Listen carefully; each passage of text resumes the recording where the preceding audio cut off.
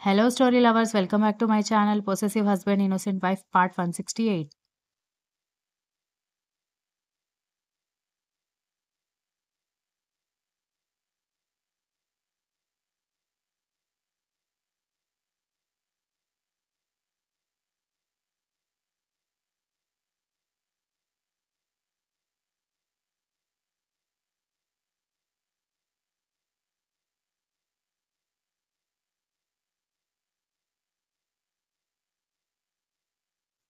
దక్ష కోపంగా నిన్నెవరైనా మొండి వెధవ అన్నారా? అంది కోపంగా.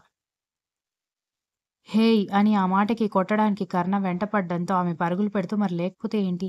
మీ గొడవ మీదే కానీ నా మాట వినిపించుకోరేంటి? ఇప్పట్నుంచే అది నన్ను హర్ట్ చేసింది. నేను మాట్లాడను. దానికి నాకు సంబంధం లేదని పెద్ద పెద్ద డెసిషన్స్ తీసుకుంటే పెద్దయిన తర్వాత దానికి అదే అలవాటుగా మారుతుంది. రిలేషన్‌షిప్స్ వాల్యూ తెలియాలి కదా! అనగానే చెప్తున్నాను కదా! తెలిసే టైంకి అన్నీ తెలుస్తాయి. అవతల వాడు మనతో జెన్యూన్‌గా ఉంటే మనం కూడా జెన్యూన్‌గా ఆ రిలేషన్‌షిప్‌ని లాంగ్ లాస్టింగ్‌గా ఉండాలని అనుకుంటాం.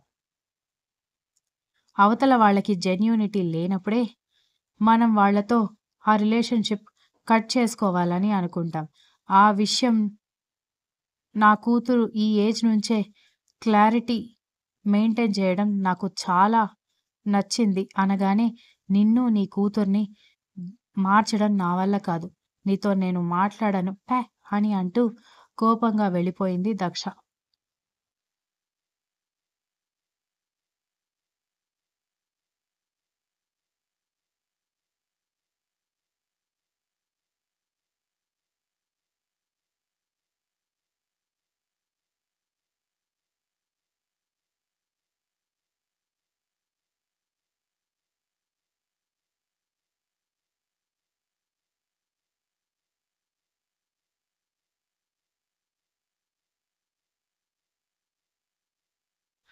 ఆ రోజు సండే మార్నింగ్ కావడంతో, "మమ్మీ నాకీరోజు చికెన్ బిర్యానీ, చికెన్ ఫ్రై కావాలి" అనగానే, "నోరు మూసుకొని పెట్టింది తిను" అని దక్ష కిచెన్‌లో నుంచి చెప్పడంతో, అక్షర మూతి తిప్పుకుంటూ తండ్రి దగ్గరికి వెళ్లి, "డాడీ ఇంట్లో ఉంటే మమ్మీ నేనడిగింది ఏది చేయదు.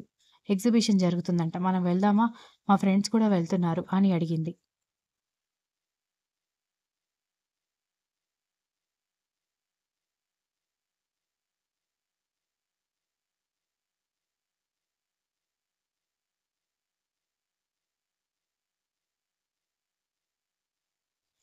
కూతురు మాటకి నవ్వుతూ "అన్నయ్య ఎక్కడున్నాడు?" అనగానే "ఇక్కడే ఉన్నాను డాడీ" అంటూ కొడుకు కూడా రావడంతో చెల్లెలు ఎగ్జిబిషన్‌కి వెళ్దామని అంటుంది. "నీకు కూడా ఇంట్రెస్ట్ ఉందా? లేదంటే ఇంకేదైనా ప్లేస్ అనుకుంటున్నావా?" అనగానే "మీ ఇష్టం డాడీ. మీరెక్కడికి తీసుకువెళ్ళినా నేనొస్తాను" అని వాడనగానే "నీ కొడుకుని చూసి నీ కూతుర్ని నేర్చుకోమని చెప్పు.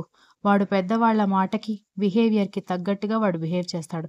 కానీ నీ కూతురు దానికి నచ్చిందే జరగాలి అంటుంది" అనగానే "నువ్వు ముందు చెప్పిన విషయం పదే పదే చెప్పకుండా త్వరగా రెడీ అయితే ఎగ్జిబిషన్‌కి వెళ్దాం" అనగానే, "మనం ఎగ్జిబిషన్‌కి వెళ్తే అత్తయ్యకి, మామయ్యకి వంట ఎవరు చేస్తారు?" అనగానే, "నీ కూతురు చేస్తుందా?" అనగానే, "మేము చేసుకుంటాంలేవే మీరు వెళ్ళండి" అనగానే, "అదేంటత్తయ్య మీరు రారా?" అని అడిగింది దక్ష.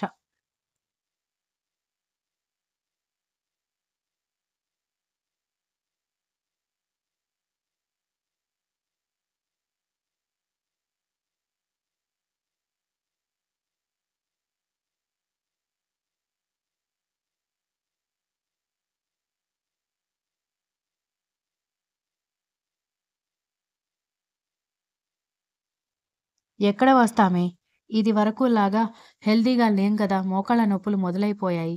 ఇప్పుడు అంతమందిలో వాళ్ళందరిని తప్పించుకుంటూ నడవడం మా వల్ల కాదులే. హాయిగా ఇంట్లో ఉండి టీవీలో ఏదో ఒక పాత మూవీ చూస్తాం.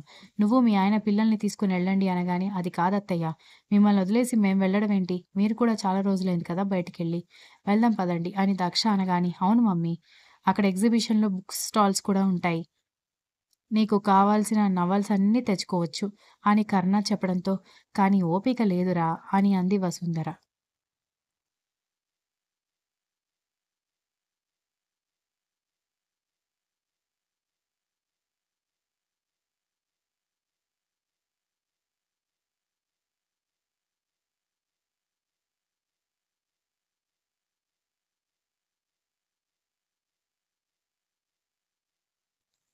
నీకు ఓపిక లేకపోతే అక్కడ ఫుడ్ స్టాల్స్ కూడా ఉంటాయి.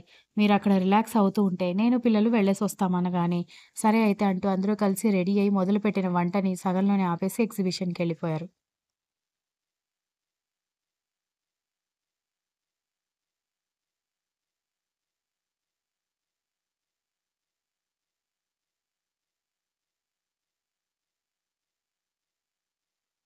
ఎగ్జిబిషన్‌కి వెళ్ళిన తర్వాత అందరూ అక్కడ ఉన్న రకరకాల వస్తువులను చూస్తుంటే, పిల్లలకి నాలెడ్జ్ తెచ్చే స్టాల్స్ దగ్గరికి వెళ్లి వాటిని చూపిస్తున్నాడు కర్ణ.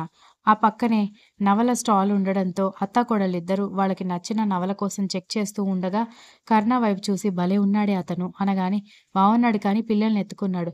పెళ్ళైన వాడనుకుంటా అంటూ అక్కడే ఉన్న అమ్మాయిల గుంపు అనగానే, చాచా అన్న పిల్లలు లేదంటే బాబాయ్ పిల్లలు అయ్యుంటారు. అతన్ని చూస్తే పిల్లలున్నవాడిలాగా లేడు. అని మరొక అమ్మాయి అంటూ ఉంటేనే, వాళ్ళ పిల్లల్నే వాళ్ళు సరిగ్గా చూసుకోని ఈ రోజుల్లో, పక్కన వాళ్ళ పిల్లల్ని ఎవరు చూసుకుంటారు? పైగా అంత హ్యాండ్సమ్ అబ్బాయి. నువ్వు అనవసరంగా ఆశలు పెంచుకుంటున్నావేమో! అతనికి ఖచ్చితంగా పెళ్లయింది అని అంటూ ఉంటే, తండ్రి ఎత్తుకోవడంతో తండ్రి భుజాన్ని చుట్టేసిన అక్షర ఆ మాటలు విని వెంటనే డాడీ అని గట్టిగా పిలవడంతో "ఏమైంది బేబీ" అని అడిగాడు కర్ణ.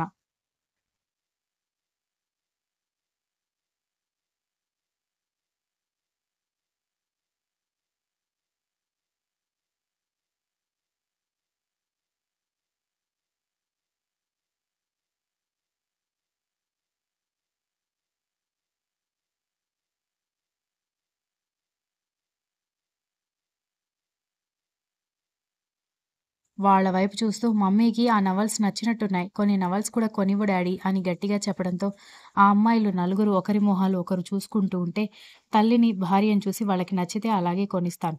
నువ్వు చెప్పకపోతే నాకు తెలీదనుకుంటున్నావా? అని కర్ణ నవ్వుతూ కూతుర్ని ముద్దు పెట్టుకొని, తనకి కావాల్సిన బొమ్మలు కనిస్తూ ఉంటే, అర్థమైంది కదా! అతనికి పెళ్లయిందని చెప్తే, నువ్వే వినిపించుకోలేదని. అప్పటి వరకు అతనికి పెళ్లయిందని వాదిస్తున్న అమ్మాయి ఫ్రెండ్స్‌కి చెప్పడంతో వాళ్ళు డిసప్పాయింట్ అవ్వడంతో అక్షర వాళ్ళ వైపు చూసి నా డ్యాడీ, నా మమ్మీ అని సీరియస్‌గా చెప్పడంతో బుడంకాయ్ ఇంత ఉందో లేదో మనకే వార్నింగ్ ఇస్తోంది. అనగానే వాళ్ళ మమ్మీకి సెక్యూరిటీ అని అంది ఆ అమ్మాయి.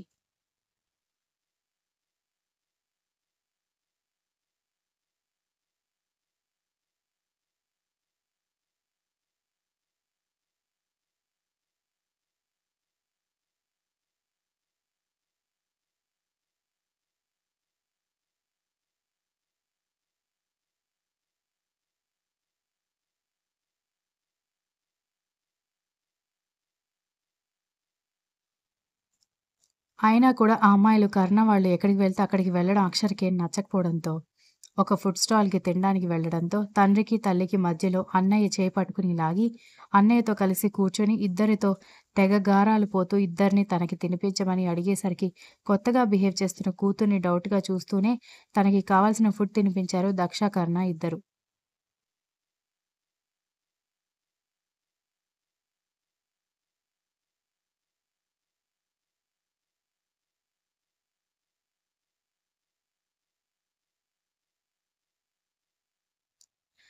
డాడీ సెల్ఫీ తీసుకుందామా అనగానే, ఎందుకమ్మా అని అడిగేసరికి, ప్లీజ్ డాడీ మెమొరీగా ఉంటుంది అనగానే, సరేనంటూ నలుగురికి సెల్ఫీ తీస్తుంటే, డాడీ ఇప్పుడు మమ్మీ నువ్వు సెల్ఫీ తీసుకోండి అనగానే, దక్ష కర్ణ పక్కకి రాగానే, ఆమె నడుం చుట్టూ చేయి వేసి సెల్ఫీ తీసుకొని ఆమె బుగ్గ మీద గట్టిగా ముద్దు పెట్టడంతో, వసుంధర, విశ్వనాథ్ నవ్వుకుంటే వాళ్ళని చూసి ఆ అమ్మాయిల మొహాలు నల్లగా మాడిపోవడంతో, అక్షర తిక్క కుదిరిందనుకుంటూ వాళ్ళని చూసింది.